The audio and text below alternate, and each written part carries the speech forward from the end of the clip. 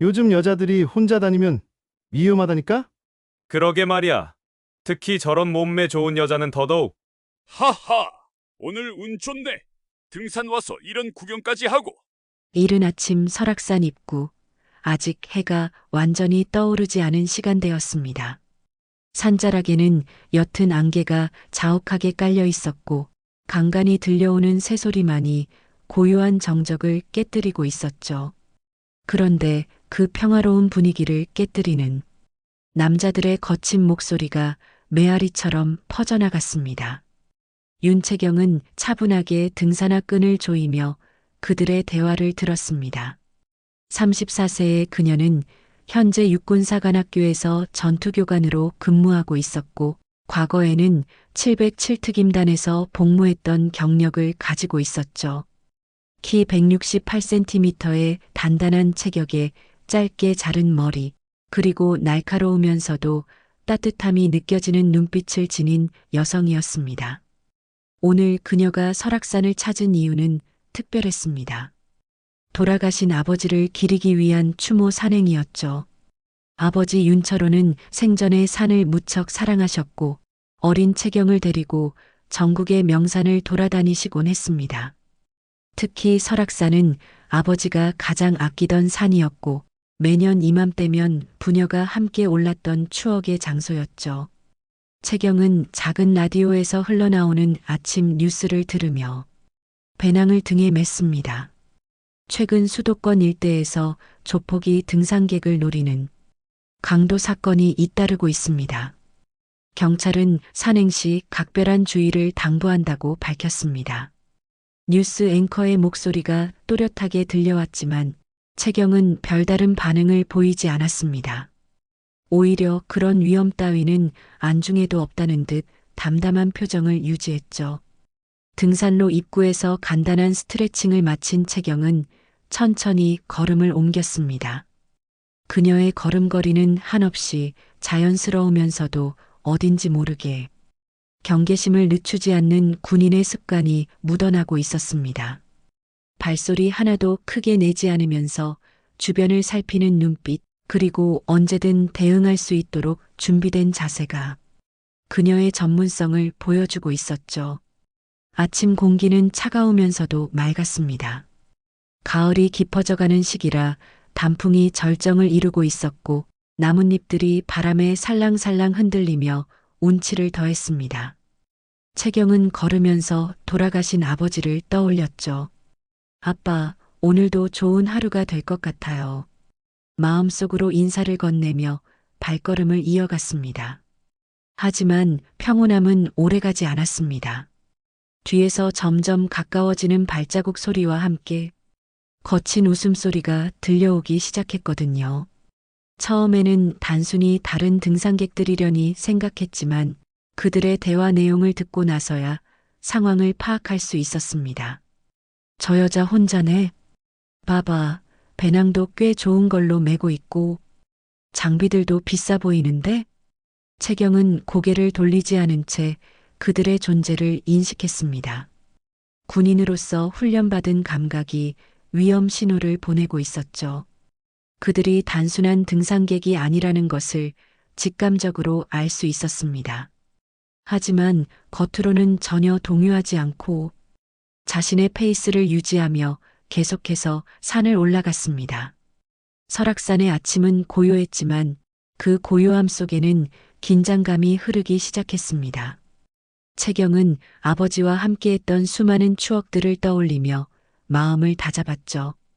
오늘 하루가 어떻게 흘러갈지는 아무도 모르지만 적어도 아버지께 부끄럽지 않은 하루를 보내겠다고 다짐했습니다. 산길이 점점 가팔라지면서 채경의 호흡도 자연스럽게 깊어졌습니다. 하지만 뒤에서 들려오는 발자국 소리는 오히려 더욱 가까워지고 있었죠. 처음에는 우연의 일치려니 생각했지만 이제는 확실해졌습니다. 그들이 의도적으로 채경을 따라오고 있다는 것을요. 야, 저 여자 꽤 빨리 걷네. 그러게 근데 저 배낭 브랜드 뭐야? 꽤 비싸 보이는데. 등산복도 전부 명품이잖아. 돈 좀 있는 애 같은데? 남자들의 대화가 점점 노골적으로 변하고 있었습니다. 채경은 속도를 조절하며 그들과의 거리를 유지했죠.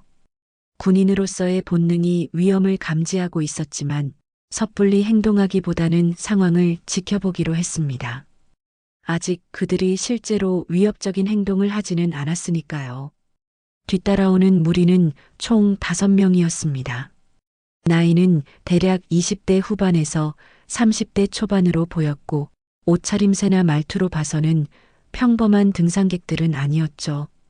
특히 그들의 손목과 목에 새겨진 문신들이 채경의 주의를 끌었습니다. 용 모양의 문신, 그리고 특이한 한자들이 새겨져 있었거든요. 사실 이들은 수도권을 기반으로 활동하는 조직폭력배, 금룡파의 하위 조직원들이었습니다. 최근 경찰의 대대적인 단속으로 인해 서울과 경기도 일대에서 활동하기 어려워지자 한동안 지방으로 피신해 있던 상황이었죠. 그런데 하필이면 설악산에서 혼자 산행을 즐기는 여성을 발견하게 된 것입니다. 형, 저 여자 가방 좀 봐. 장비들이 죄다 최신형이야. 맞아, 저런 걸로 장비 다 맞추면 100만 원은 좋게 넘을 텐데. 그런데 혼자 온 거 보니까 호구 같은데? 그들 중에서도 리더 격인 남자가 조용히 입을 열었습니다.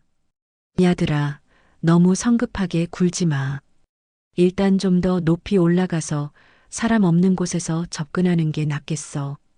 그의 이름은 장기호, 금룡파 산하 조직의 말단 보스였습니다. 키는 크지 않았지만 덩치는 제법 있었고 얼굴에는 여러 번의 싸움으로 생긴 흉터들이 새겨져 있었죠. 채경은 그들의 대화를 듣고 있으면서도 겉으로는 전혀 신경 쓰지 않는 듯한 모습을 보였습니다. 오히려 주변 풍경을 감상하며 여유롭게 산행을 즐기는 것처럼 행동했죠. 하지만 속으로는 이미 여러 가지 대응 방안을 생각하고 있었습니다. 일단 사람이 많은 곳까지 가는 게 좋겠군. 하지만 이 시간대에는 등산객이 별로 없을 텐데. 채경은 마음속으로 상황을 분석했습니다. 707특임단에서 받은 훈련이 이런 때 빛을 발했죠. 위험한 상황에서도 냉정함을 잃지 않고 최적의 판단을 내리는 능력 말입니다. 산길은 점점 더 가팔라졌고 주변에는 울창한 나무들만이 빼곡히 들어서 있었습니다.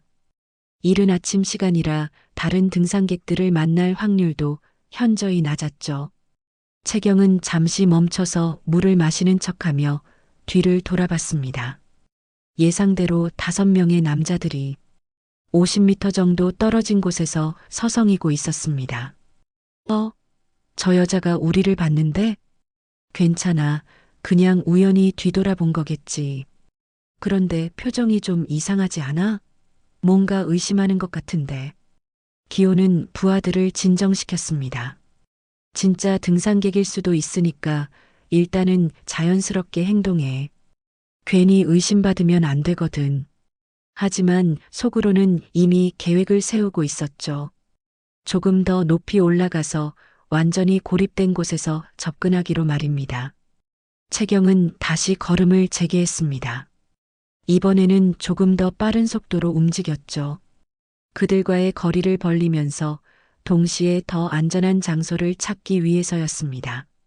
하지만 상대방도 그런 채경의 의도를 눈치챘는지 따라오는 속도를 높였습니다.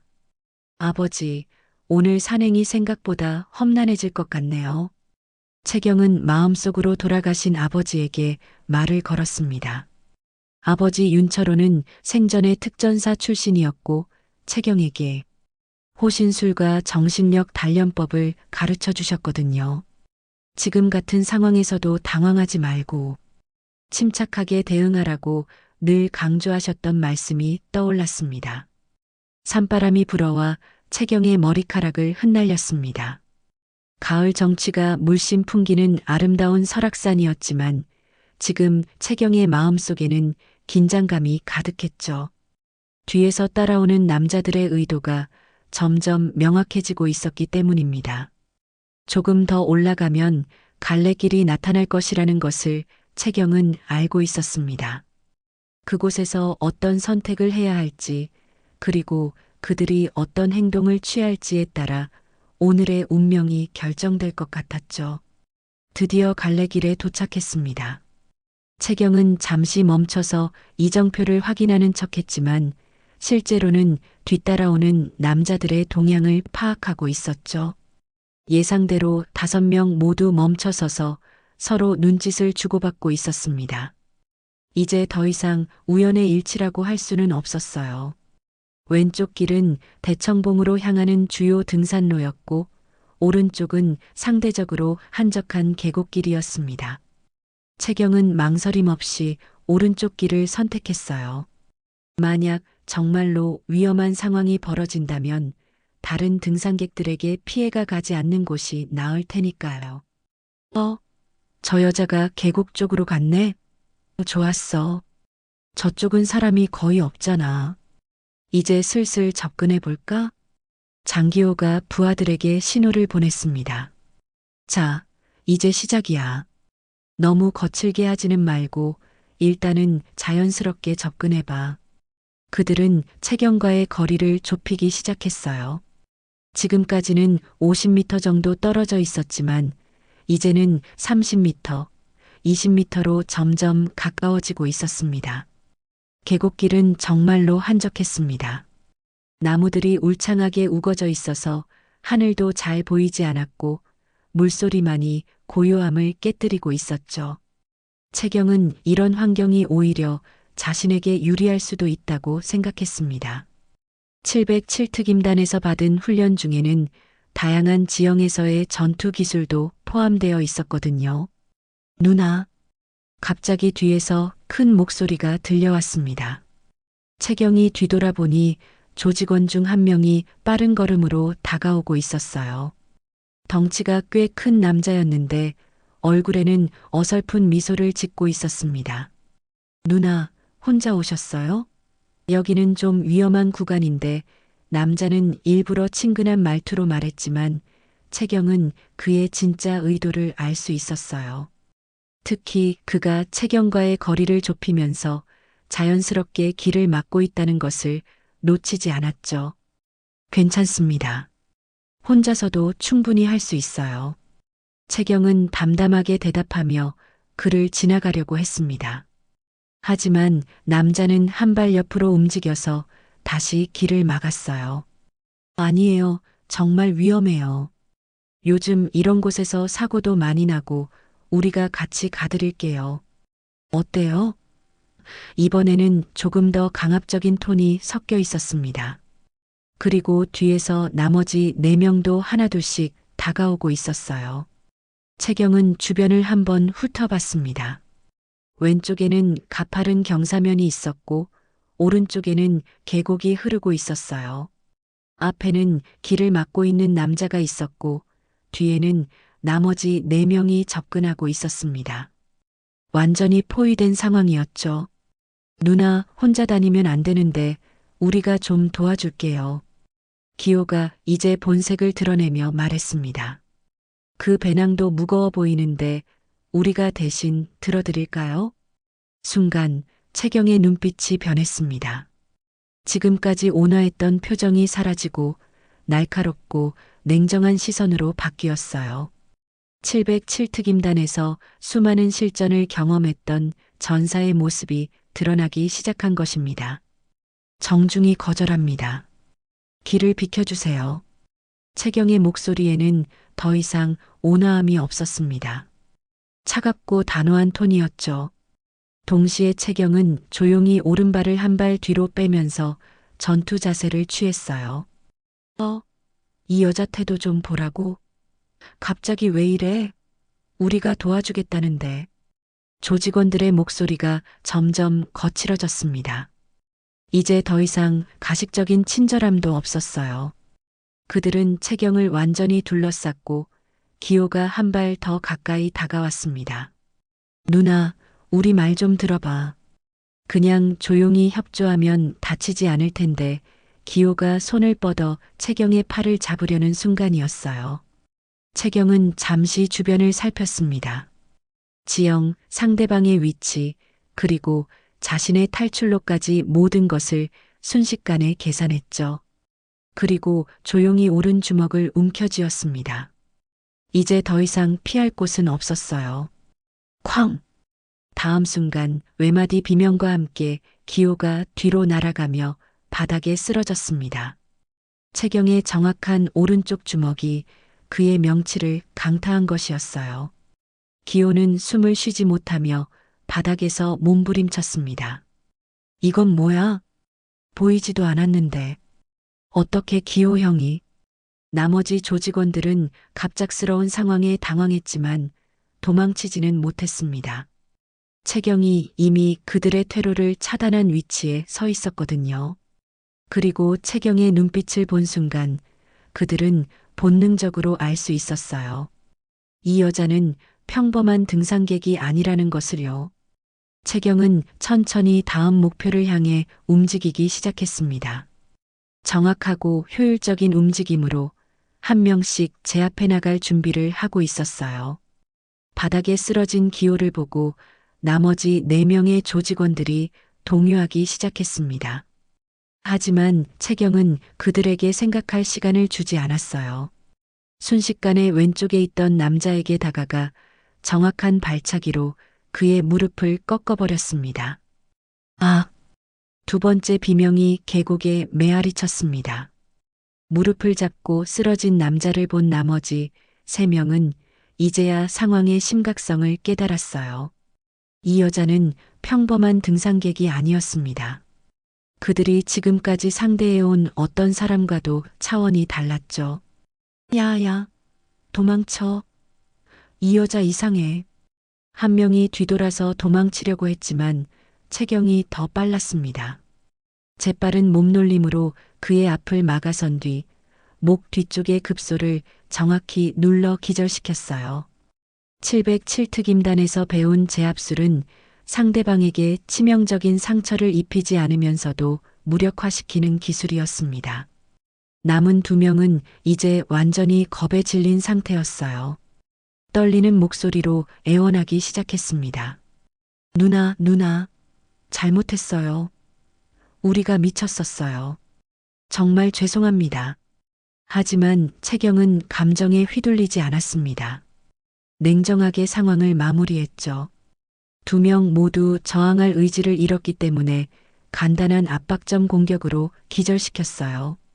순식간에 5명 모두 무력화된 상황이었습니다. 채경은 잠시 숨을 고르며 주변을 살폈습니다. 아무도 다치지 않았고 자신도 별다른 상처는 없었어요. 다만 운동복이 약간 더러워진 정도였죠. 그리고 가장 먼저 정신을 차린 것은 기호였습니다. 기호는 명치를 쓸어내리며 천천히 일어났어요. 여전히 숨쉬기가 어려웠지만 채경을 바라보는 눈빛에는 경외감이 섞여 있었습니다. 지금까지 수많은 싸움을 경험해왔지만 이런 실력자는 처음 봤거든요. 당신 대체 뭐야? 기호가 떨리는 목소리로 물었습니다. 채경은 조용히 배낭에서 신분증을 꺼냈어요. 그리고 기호에게 보여주며 차분하게 말했습니다. 육군사관학교 전투교관 윤채경 중위입니다. 그 순간 기호의 얼굴이 하얘졌어요. 군대라는 단어만 들어도 식은땀이 났는데 하필이면 사관학교 교관이라니요. 하지만 더 큰 충격은 뒤에 이어졌습니다. 그리고 전 707특임단 출신이기도 합니다. 707특임단? 기호의 목소리가 완전히 떨렸습니다. 그의 머릿속에 오래된 기억이 떠올랐어요. 10여 년 전 그가 군 복무 중 탈영했을 때의 일이었습니다. 당시 그를 체포하러 온 군인들 중에는 707특임단 소속이 있었거든요. 그때 기호를 잡아온 사람은 윤철호 중사였습니다. 채경의 아버지였죠.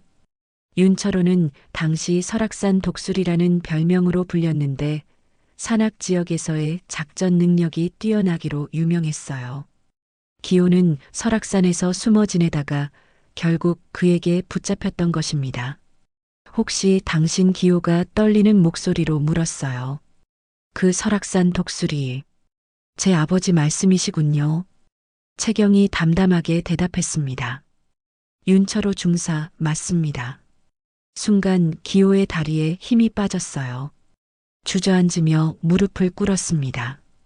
10여 년 전 그날의 기억이 생생하게 떠올랐거든요. 윤철호 중사는 자신을 체포하면서도 인격적으로 대해줬고 오히려 인생을 다시 시작하라고 조언해 주었어요. 죄송합니다. 정말 죄송합니다. 기호가 고개를 숙이며 말했어요. 저는 장기호입니다. 10여 년 전에 아버님께 알고 있어요. 채경이 조용히 말했습니다. 아버지에게서 들었거든요. 탈영병을 체포했는데 나중에 착실하게 살고 있다는 소식을 들었다고요. 기호는 더욱 고개를 숙였습니다. 아버지의 조언을 받고도 결국 이런 일에 연루되어 있는 자신이 부끄러웠어요. 그리고 하필이면 그 은인의 딸에게 해를 끼치려 했다는 사실에 죄책감이 밀려왔습니다. 아버님이 돌아가셨다는 소식을 들었습니다. 기호가 떨리는 목소리로 말했어요. 정말 훌륭한 분이셨는데. 채경의 표정이 잠시 흔들렸습니다. 아버지 이야기가 나오니 마음이 아팠거든요. 하지만 곧 다시 냉정함을 되찾았어요. 장기호 씨, 지금 상황을 정리해야겠습니다. 채경이 단호하게 말했어요.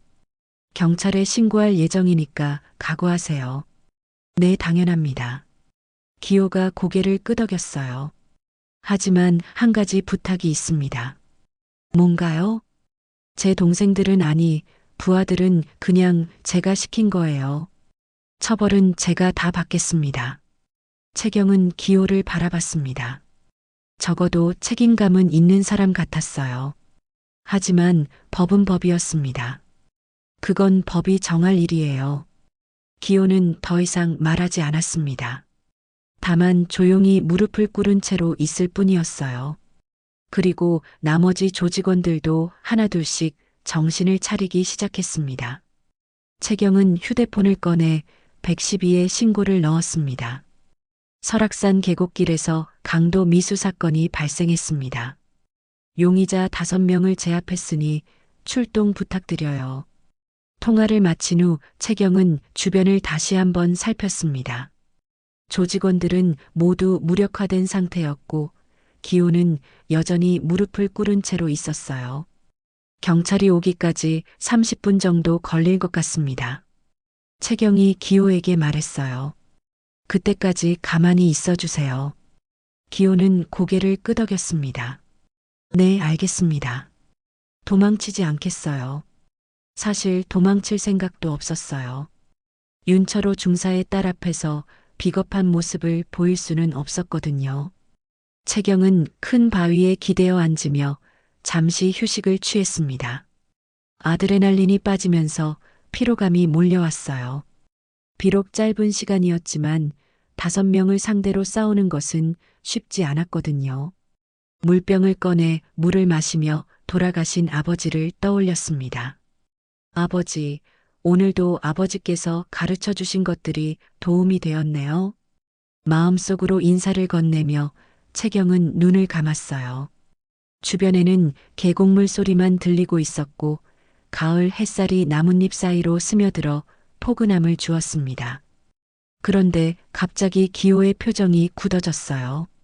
숲속에서 들려오는 발자국 소리 때문이었습니다. 무거우면서도 조심스러운 걸음걸이였는데 여러 명이 함께 오고 있는 것 같았어요. 기호의 얼굴이 창백해졌습니다. 안 돼, 설마.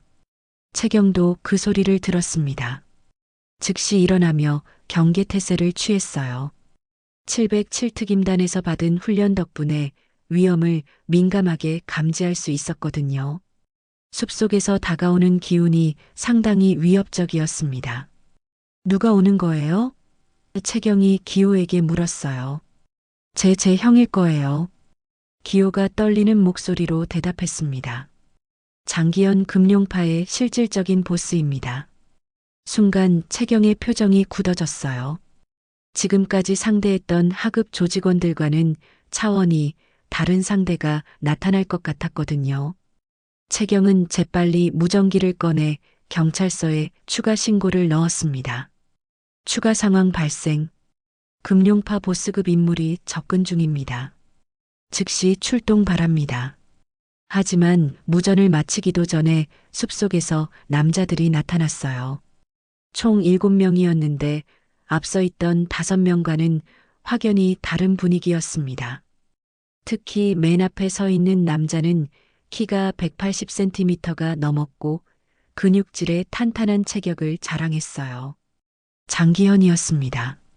40대 초반으로 보이는 그는 기호와 달리 진짜 조직폭력배의 포스를 풍기고 있었어요.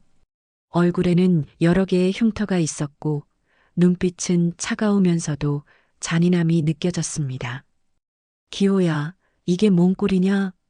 장기현이 쓰러진 조직원들을 보며 차가운 목소리로 말했어요.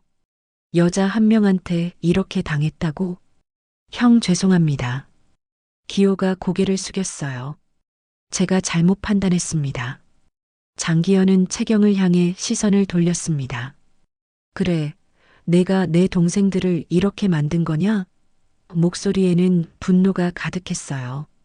여자가 꽤 할 줄 아는 모양인데? 채경은 침착하게 대답했습니다. 정당방위였습니다. 경찰이 곧 올 테니까 조용히 기다리시죠. 하하. 장기현이 비웃었어요. 경찰? 여기까지 오려면 한참 걸릴 텐데 그때까지 내가 살아있을지는 모르겠지만 장기현의 부하들이 주머니에서 흉기들을 꺼내기 시작했어요. 칼, 쇠파이프, 그리고 각종 둔기들이었습니다. 이제는 단순한 몸싸움이 아니었어요. 진짜 위험한 상황이 시작된 것입니다. 형, 그만두세요. 기호가 일어나며 외쳤어요. 이분은 윤철호 중사의 딸이에요. 윤철호?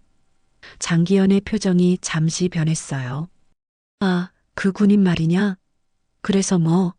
그 아버지나 이 딸이나 우리 가족을 괴롭힌 건 마찬가지잖아. 장기현은 부하 중 한 명에게서 야구 방망이를 받아들었어요.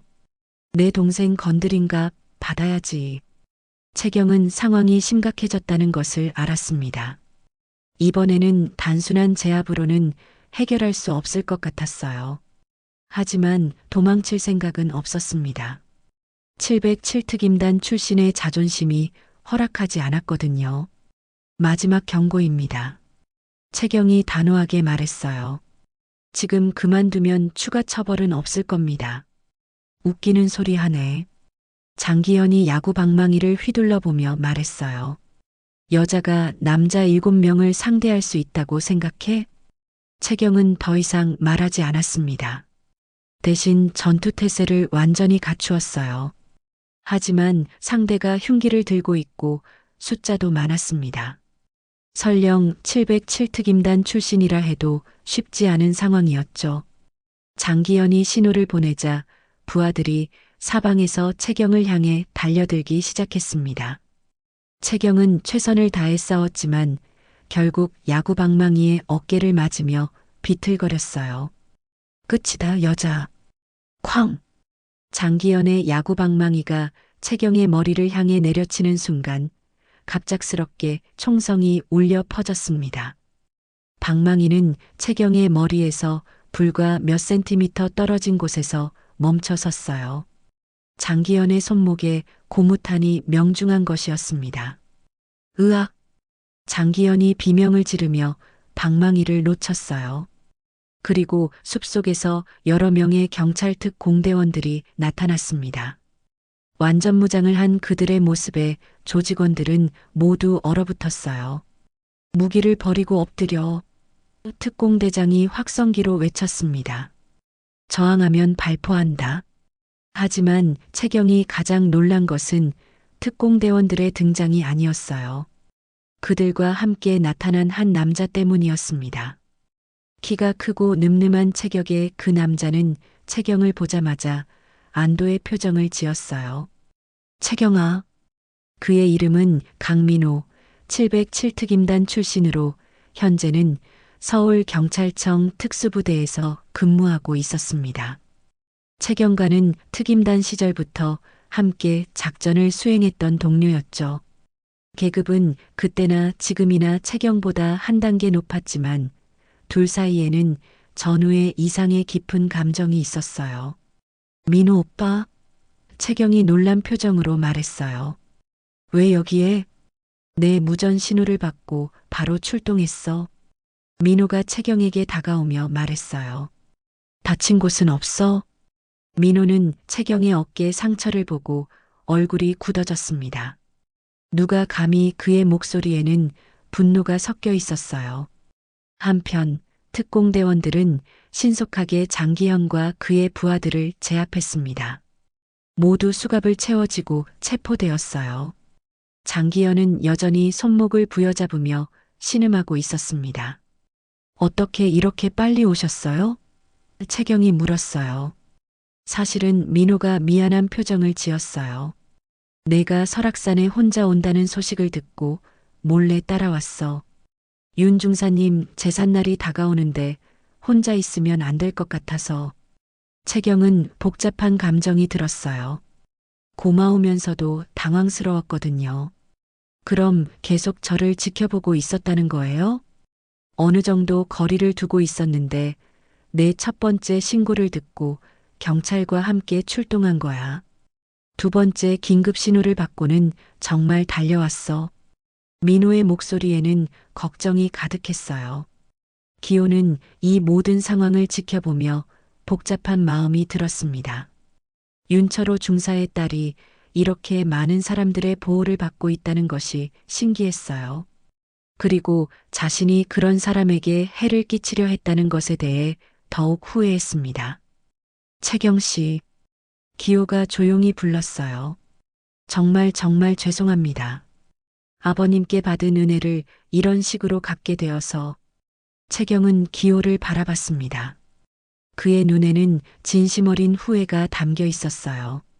기호 씨, 아버지라면 뭐라고 하셨을까요? 아마도 기호가 떨리는 목소리로 말했어요. 다시 시작하라고 하셨을 거예요. 늦지 않았다고. 맞아요. 최경이 고개를 끄덕였어요. 아버지는 항상 그런 분이셨거든요. 사람은 언제든지 변할 수 있다고 믿으셨어요. 민호는 최경과 기호의 대화를 들으며 감동받았습니다. 이것이 바로 윤철호 중사가 딸에게 물려준 정신이었어요. 강함만이 아니라 용서와 포용의 마음까지 함께 말이죠. 특공대원들이 모든 상황을 정리한 후 최경과 민호는 조용한 곳에 앉아 이야기를 나눴습니다. 계곡물 소리가 고요함을 깨뜨리고 있었고 햇살이 점점 기울어가고 있었어요.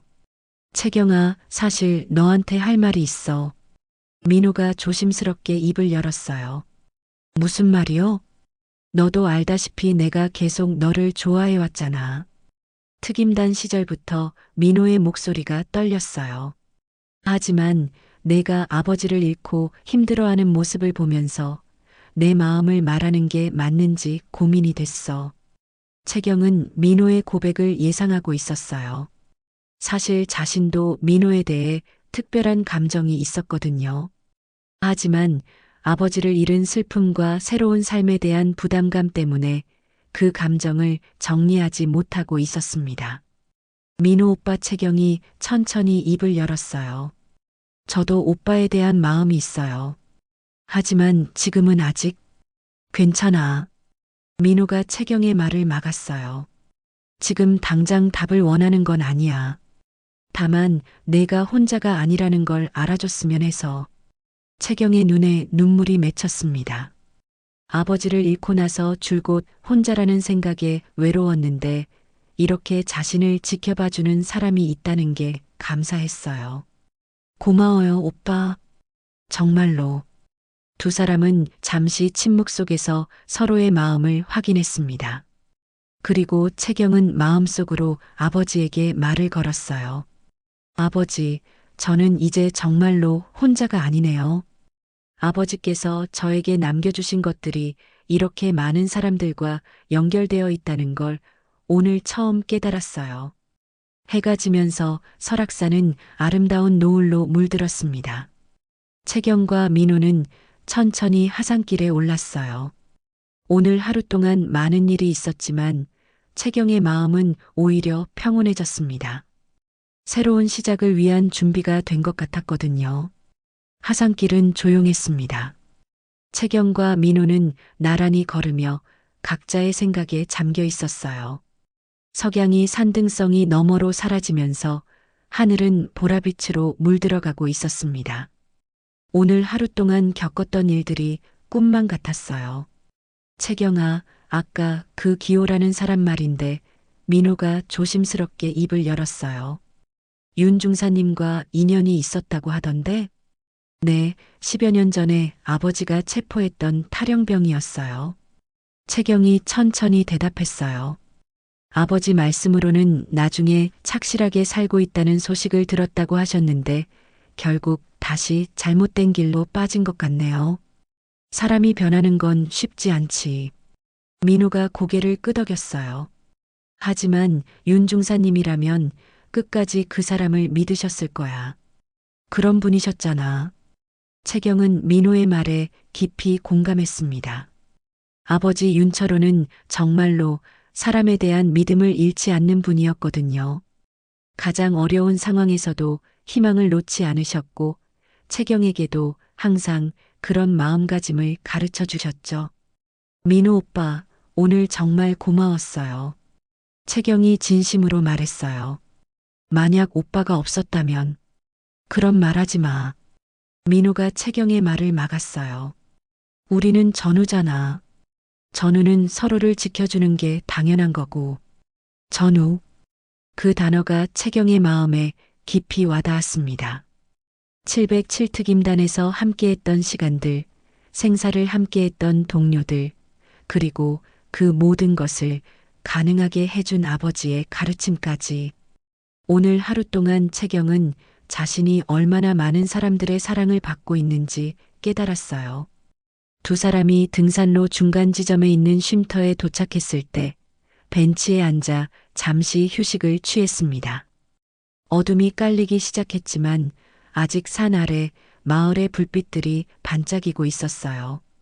채경아, 솔직히 말해줘. 민호가 갑자기 진지한 표정으로 말했어요. 요즘 많이 힘들지? 채경은 잠시 망설였다가 고개를 끄덕였습니다.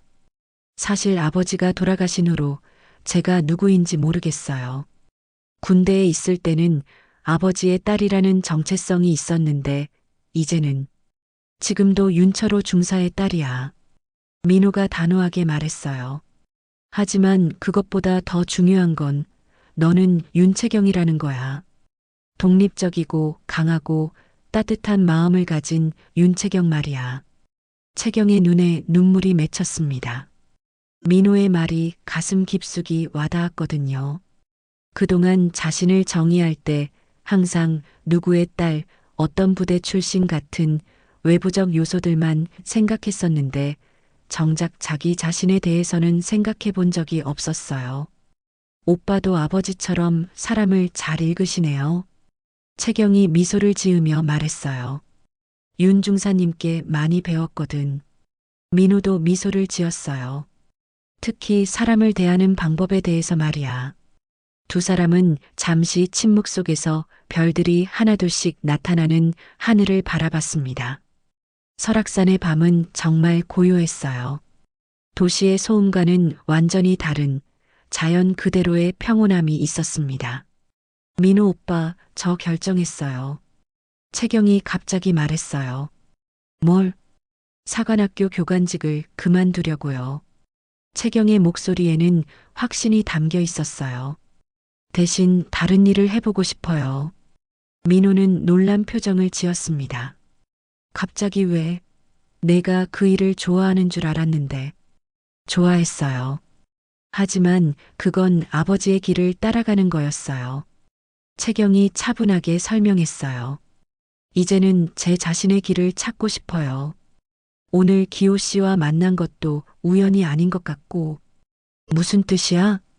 아버지가 도움을 주셨던 사람들이 다시 어려움에 빠졌을 때 제가 그들을 도울 수 있다면 채경이 눈을 반짝이며 말했어요.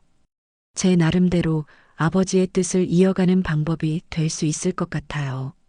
민호는 채경의 말을 듣고 감동받았습니다. 이것이야말로 진정한 성장이었어요. 아버지의 그늘에서 벗어나 자신만의 방식으로 그 뜻을 이어가겠다는 결심이었거든요. 구체적으로 어떤 일을 하고 싶은데? 사회복귀를 돕는 일이요. 채경이 확신에 찬 목소리로 말했어요.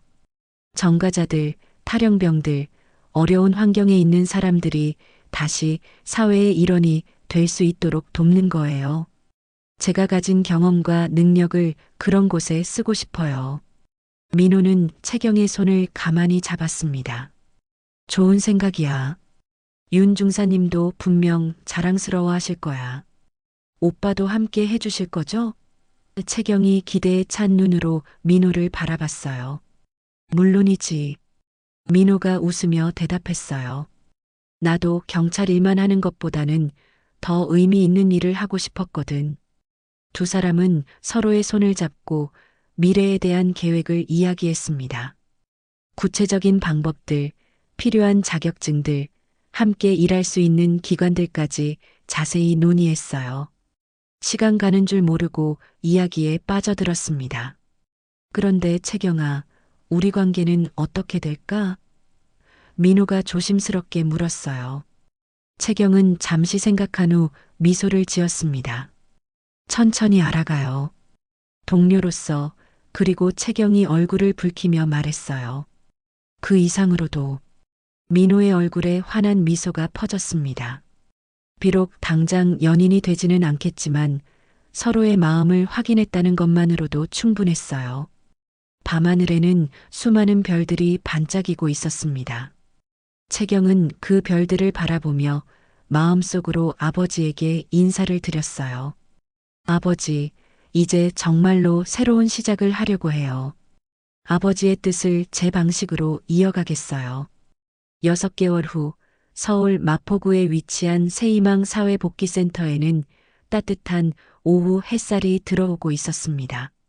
채경은 상담실에서 한 청년과 마주 앉아 진지한 대화를 나누고 있었어요. 그 청년은 바로 기호였습니다. 요즘 어떠세요? 채경이 부드러운 목소리로 물었어요. 많이 좋아졌어요. 기호가 훨씬 밝아진 표정으로 대답했어요. 공장에서 일한 지 석 달째인데 동료들도 좋고 일도 재미있어요. 무엇보다 제 자신이 떳떳하다는 느낌이 들어서 좋습니다. 기호는 6개월 전 그 사건 이후 2년형을 선고받았지만 집행유예와 함께 사회봉사 명령을 받았어요. 채경이 법정에서 그의 편을 들어주었고 사회복귀 의지를 보였기 때문이었습니다. 그 후 채경이 설립한 센터의 첫 번째 케이스가 되었죠. 형은 어떻게 지내고 있어요? 채경이 물었어요. 장기현 형은 기호의 표정이 잠시 어두워졌어요. 아직 교도소에 있어요. 하지만 편지를 주고받고 있는데 많이 뉘우치고 있는 것 같아요.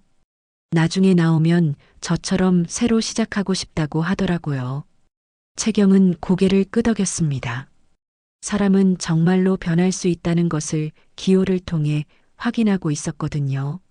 물론 쉽지 않은 과정이었지만 포기하지 않으면 가능한 일이었어요. 기호 씨가 이렇게 잘 지내고 있는 모습을 보니까 뿌듯해요. 채경이 진심으로 말했어요. 아버지도 하늘에서 기뻐하고 계실 거예요. 정말 정말 감사합니다. 기호의 눈에 눈물이 맺혔어요. 윤철호 중사님이 저를 포기하지 않으셨던 것처럼 채경 씨도 저를 믿어주셔서 여기까지 올 수 있었어요. 상담이 끝난 후 채경은 센터 내부를 둘러봤습니다. 6개월 전 텅 비어있던 공간이 이제는 활기찬 곳이 되었어요. 상담실, 직업훈련실, 작은 도서관까지 갖춘 이곳에서 매일 10여 명의 사람들이 새로운 시작을 준비하고 있었습니다. 고생 많았어. 익숙한 목소리가 들려왔어요. 채경이 뒤를 돌아보니 민호가 서 있었습니다. 경찰복 대신 편안한 캐주얼 차림의 그는 3개월 전부터 센터의 공동 운영자가 되었어요. 경찰청에서 파견 형태로 근무하면서 채경과 함께 이 일을 하고 있었습니다. 오늘 새로 온 분들은 어때요? 채경이 물었어요. 다들 의욕적이야. 특히 그 탈영병 출신 친구는 정말 열심히 하더라고. 민호가 만족스러운 표정으로 말했어요. 내 아버지 말씀이 맞았어. 사람은 정말로 기회만 주면 변할 수 있구나. 채경과 민호는 센터 옥상으로 올라갔습니다. 이곳에서는 한강이 내려다 보였고 서울 시내의 전경을 한눈에 볼 수 있었어요. 두 사람이 가장 좋아하는 장소였습니다. 채경아, 오늘 특별한 날이잖아. 민호가 의미심장하게 말했어요. 특별한 날? 채경이 고개를 갸웃했어요. 우리가 처음 만난 지 정확히 5년이 되는 날이야. 민호가 미소를 지으며 말했어요. 707특임단 훈련소에서 말이야. 채경은 그제야 기억났어요. 정말로 오늘이 그날이었습니다. 5년 전 어린 신참이었던 자신에게 민호가 처음으로 말을 걸었던 날이었죠. 그때 난 내가 이렇게 대단한 사람이 될 줄 몰랐어. 민호가 진심으로 말했어요. 윤철호 중사의 딸이라는 이유로만 주목받던 내가 이제는 정말로 너만의 길을 만들어가고 있잖아. 채경의 마음이 뭉클해졌습니다. 정말로 많은 일들이 있었어요.